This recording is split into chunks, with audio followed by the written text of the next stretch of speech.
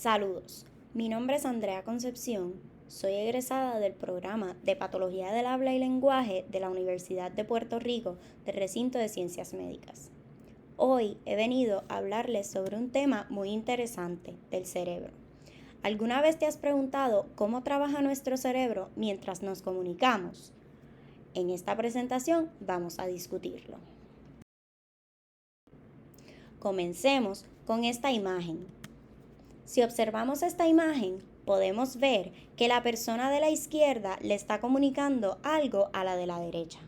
Comienza utilizando el cerebro para luego utilizar los órganos articulatorios y poder emitir un mensaje. Vemos que la otra persona, la de la derecha, recibe el mensaje por el oído y luego va al cerebro. Para lograr esta comunicación se llevan a cabo diferentes procesos en el cerebro utilizando las distintas estructuras del mismo. A continuación, se explicará con detenimiento cada una de estas estructuras y sus funciones. El sistema nervioso está dividido en dos áreas. El sistema nervioso central, que está compuesto por el cerebro, y el cordón espinal.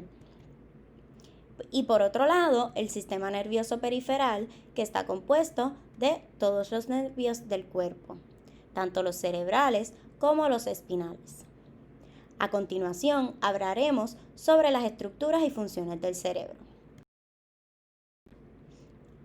El cerebro es el órgano más grande del sistema nervioso. Está compuesto de surcos y giros, los cuales dan espacio para almacenar la información importante del cuerpo. El cerebro está dividido en dos hemisferios, el izquierdo y el derecho. El 90% de las funciones del lenguaje se llevan a cabo en el hemisferio izquierdo en la mayoría de las personas. La corteza cerebral es una capa muy finita que rodea el cerebro, la cual funciona como centro de procesamiento de información e integración de las actividades cerebrales y analiza los estímulos que recibe. La misma contiene materia gris y materia blanca. La materia gris obtiene su color ya que está compuesta de cuerpos celulares de las neuronas y las neuroglías. Esta se encuentra en la superficie del cerebro. El tener más materia gris en el cerebro nos permite desarrollar mejor el área cognitiva. La materia blanca está compuesta de los axones de las neuronas. Están ubicadas en la parte interior del cerebro. No podemos hablar de la corteza cerebral sin mencionar a Brodmann, un neurólogo alemán quien estudió la corteza cerebral del ser humano. Fue el primero que la logró describir. Además, la dividió en 47 áreas que se identifican con números y no fueron clasificadas por su función, sino por su localización. Ambos hemisferios están compuestos de 4 lóbulos cada uno. Esta imagen nos representa el lóbulo frontal de color azul, el lóbulo parietal de color violeta, el occipital de color anaranjado y el temporal de color amarillo. A continuación hablaremos sobre cada uno de los lóbulos y sus funciones. El lóbulo frontal es el más grande de los 4 y está localizado en la parte del frente del cerebro. En esta imagen lo podemos identificar de color azul. Este se encarga del área cognitiva y control motor del cerebro, es decir, la planificación y ejecución de los movimientos voluntarios. El lóbulo frontal tiene 6 áreas funcionales. En esta presentación se van a discutir las siguientes: la corteza motora primaria, que está identificada de color amarillo, el área premotora identificada de color verde, el área suplementaria motora, que en esta imagen no se puede apreciar, pero es exactamente donde está la flecha verde, el campo ocular frontal, que está identificado de color rosa, el área de Broca, que está identificado de color violeta, y la corteza prefrontal, que está identificada de color vino. La corteza motora primaria es el área motora principal del cerebro. Esta se encarga principalmente de la planificación y ejecución de los movimientos voluntarios del cuerpo, es decir, el control del movimiento. Le da señales a los músculos para que estos se muevan. Esta área también recibe estímulos de otras partes del cerebro para determinar coordinación, iniciación y terminación de un movimiento. Para esta área se utiliza un diagrama que representa la organización de las neuronas de esta área. Al mismo se le llama homúnculo. En este diagrama podemos observar que las manos, los labios y la lengua son más grandes que los dedos de los pies. Eso significa que hay más distribución de neuronas en las estructuras de cuerpo que están representadas más grandes que en las más pequeñas. Las personas con alguna lesión en esta área pueden desarrollar debilidad muscular, parálisis, hipertono, espasticidad y la presencia del reflejo de Babinski. Además, desarrollan un problema motor del habla. En esta diapositiva discutiremos dos áreas del lóbulo frontal que trabajan mano a mano con la corteza motora primaria. El área premotora es el área que vemos en la imagen de color violeta.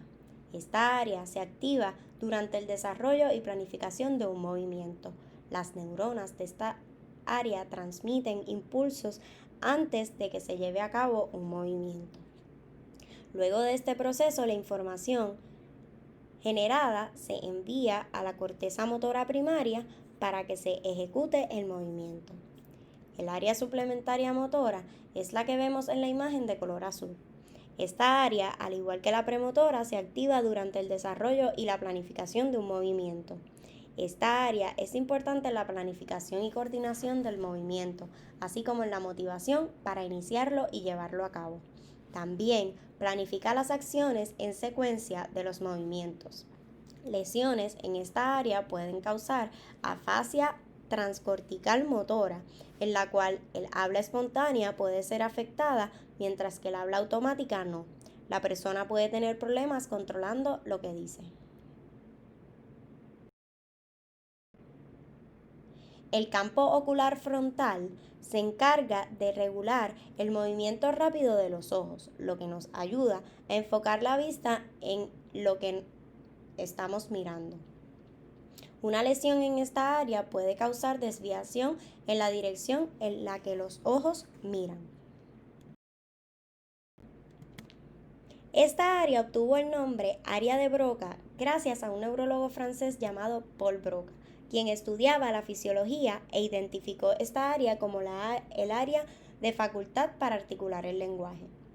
Luego de estudiar 8 casos que demostraban lesiones en el hemisferio izquierdo del cerebro, concluyó que este hemisferio es dominante para el lenguaje, pero no siempre en la misma área.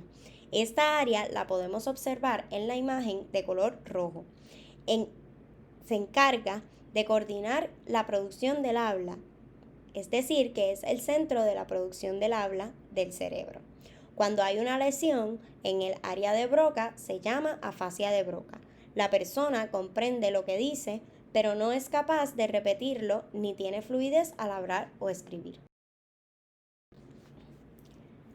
La corteza prefrontal es el centro de mando de nuestras habilidades intelectuales y de personalidad.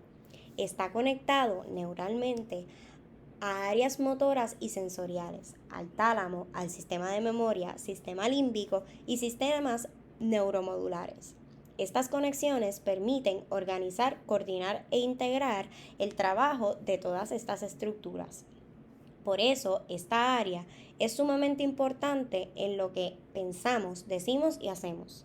Esta es la corteza del cerebro que se conoce por ser el área del cerebro que más se asocia a las funciones ejecutivas.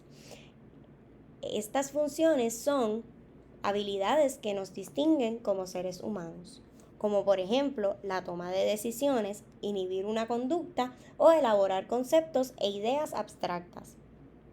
Lesiones en esta área podrían causar problemas en la función ejecutiva, de atención, apatía, problemas con control de inhibiciones y dificultad con flexibilidad mental que le permite inhibir una respuesta. Ahora hablaremos del lóbulo parietal. está identificado en la imagen de color violeta. Este está localizado en la parte posterior del lóbulo frontal. Este se encarga de llevar señales sensoriales al cerebro. Imaginemos que estamos entrando a una pizzería. ¿Cómo huele? ¿Cómo te sientes cuando entras? ¿Qué escuchas? ¿Qué ves? Todo esto que sentimos es gracias al lóbulo parietal del cerebro. Es el que le dice al cerebro lo que está ocurriendo en nuestro alrededor. El lóbulo parietal tiene 3 áreas para el manejo de información sensorial. La corteza sensorial primaria, identificada de color rosa, el lóbulo parietal superior, identificada de color vino, y el lóbulo parietal inferior, identificado de color violeta. Además, en este lóbulo podemos encontrar la memoria de trabajo.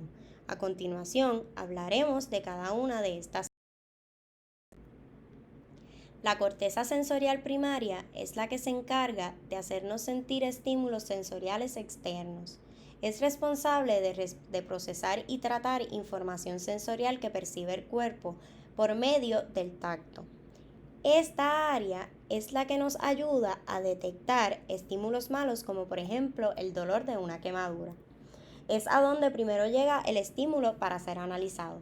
También se encarga de recibir y transmitir la información relacionada a la posición en la que se encuentra nuestro cuerpo con respecto al espacio que nos rodea. La corteza sensorial primaria tiene áreas que representan distintas partes del cuerpo. Las células en estas áreas se activan según tenemos experiencias sensoriales en nuestro cuerpo. Una de sus funciones principales es detectar el área del cuerpo que está siendo estimulada. Al igual que la corteza motora primaria, esta área también tiene un homúnculo donde se puede ver la distribución de las áreas sensoriales del cuerpo. El lóbulo parietal superior se encuentra en la parte posterior de la corteza sensorial primaria, el área que nos está señalando la flecha vino.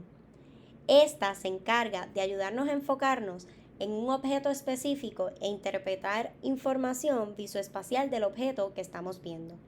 Esta área recibe mucha información de la corteza visual y la corteza primaria sensorial. Toda esta información táctil, propioceptiva y espacial obtenida se envía al lóbulo frontal para que se cree un plan de acción de movimiento. Por último, podemos observar el lóbulo parietal inferior, señalado por la flecha violeta, el cual tiene varias funciones importantes. Se relaciona con las expresiones faciales, corporales y emociones, el aprendizaje, la atención, la memoria y el lenguaje. También tiene un rol importante en las operaciones matemáticas y el procesamiento de la semántica, que es el significado que se le da a las expresiones lingüísticas. Esta área es sumamente importante para la comprensión y la producción del habla y el lenguaje, ya que contiene el giro angular, el cual está activo durante el procesamiento del lenguaje, en actividades de aspecto verbal de la memoria de trabajo y para la producción del habla. La memoria de trabajo no es otra cosa que la memoria a corto plazo. No es solo un mecanismo que nos ayuda a procesar información nueva haciendo uso de la información que ya conocemos, sino también un espacio mental donde se lleva a cabo procesos mentales, cognitivos y lingüísticos. Esta es importante para la comunicación y el aprendizaje, por lo que se dice que los problemas del lenguaje en el niño son causados por déficits de esta área. Ahora hablaremos del tercer lóbulo del cerebro, el lóbulo temporal. Lo podemos identificar en la imagen de color amarillo. Este tiene 3 giros importantes para la comunicación, donde se encuentran las 2 áreas funcionales de este lóbulo. A continuación discutiremos estas áreas. El lóbulo temporal tiene 3 giros importantes para las habilidades de comunicación. Los mismos son el giro temporal superior, que está identificado en la imagen de color rojo, el giro temporal medio, que está identificado de color violeta, y el giro temporal inferior, que está identificado de color verde. En estos giros se encuentran las 2 áreas funcionales del lóbulo temporal, la corteza auditiva y el área de Wernicke.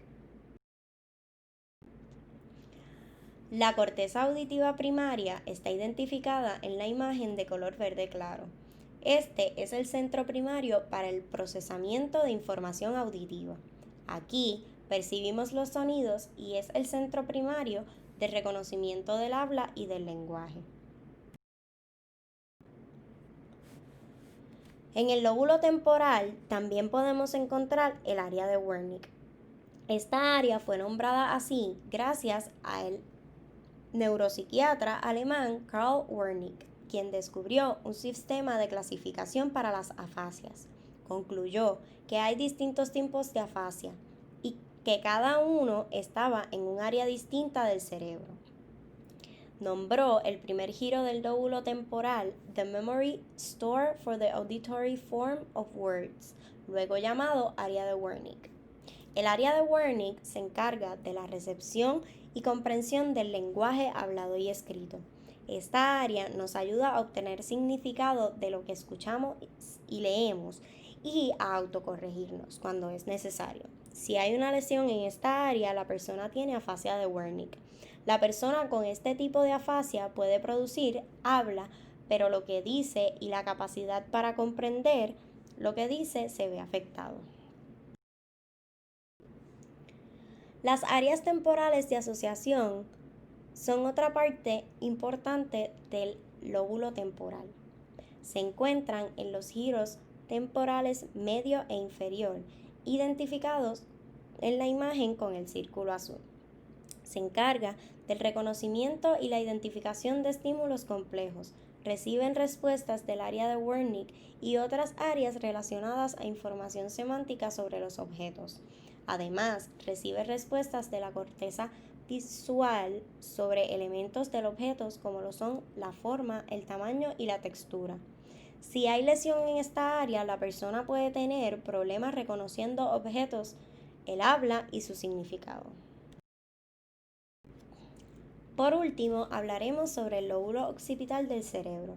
Este se encuentra en la parte posterior del cerebro, el cual podemos identificar de color anaranjado. Este se encarga de procesar información visual. En el lóbulo occipital, el área funcional más importante es la corteza visual primaria, identificada con la flecha verde. Es el área principal de la información visual y de segmentación de la misma para que se vea procesada por las distintas áreas. En el lóbulo hay otras áreas que forman el área de asociación visual, identificada con la flecha azul. Esta se encarga de recibir la señal, refinar el procesamiento de la información visual, combinar e integrar la información visual.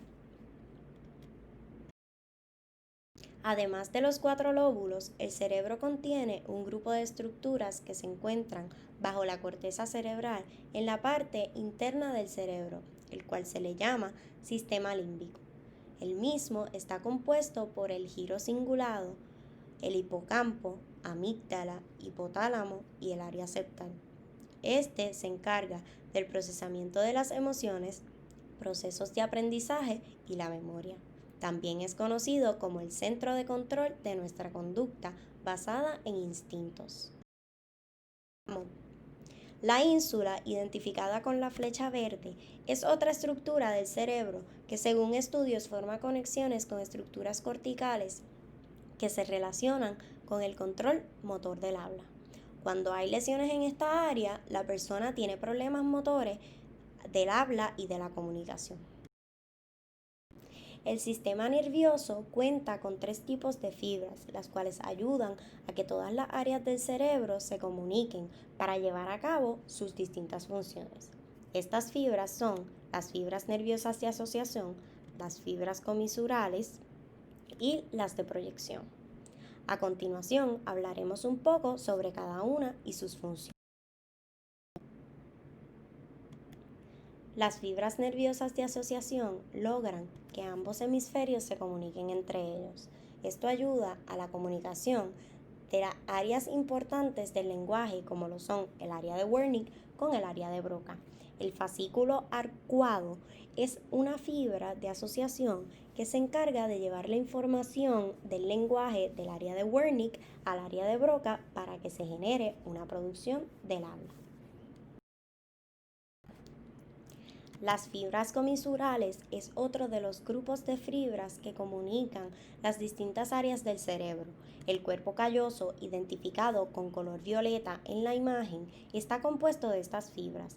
El cuerpo calloso se encarga de facilitar la comunicación y coordinación entre ambos hemisferios. Por último, encontramos las fibras de proyección, identificadas con el círculo verde en la imagen. Estas se encargan de conectar el cerebro con áreas como el tallo cerebral y el cordón espinal para que los mensajes viajen del cerebro a las diferentes partes del cuerpo. Luego de conocer las distintas áreas del cerebro y la función de cada una, es hora de saber cómo cada una interactúa con otra para lograr la comunicación. No podemos comenzar a hablar sin antes mencionar a 4 hombres de gran importancia en este tema. Estos son Broca, Wernicke, Geschwind y Lichtenstein. El trabajo de los primeros dos, Wernicke y Broca, contribuyó para desarrollar los modelos clásicos de procesamiento del lenguaje de Geschwind y Lichtenstein. Existe un modelo que explica cómo procesamos el lenguaje llamado modelo Wernicke-Geschwind. Este explica el procesamiento y comprensión del lenguaje en 3 áreas: en la comprensión del mensaje hablado, el habla espontánea y en la comprensión del mensaje escrito. A continuación, discutiremos el procesamiento en cada una de estas áreas del lenguaje. El modelo del área de la comprensión del mensaje hablado nos dice que primero recibimos la señal del habla en el oído. Luego viaja por el sistema nervioso hasta la corteza auditiva primaria, llega al área de Wernicke y aquí es que comprendo el mensaje escuchado. Según este modelo, las áreas que se activan en el cerebro durante el proceso de la producción del habla son generar una idea, luego se activa el área de Wernicke, seguido por el área de Broca, la corteza motora, la señal llega a los nervios craneales y por último se activa el mecanismo oral para lograr la producción del habla. Según este modelo, el proceso que se lleva a cabo para comprender un mensaje escrito es el siguiente. Primero, el ojo percibe la imagen visual. Luego llega a la corteza visual primaria. Al salir de aquí, la información es procesada cuando llega a su próxima parada, el área de asociación de la corteza visual. Al seguir el viaje, se activa el giro angular y por último, el área de Wernicke, donde se le da significado a lo que leo y estoy viendo, y aquí es que se comprende el mensaje escrito.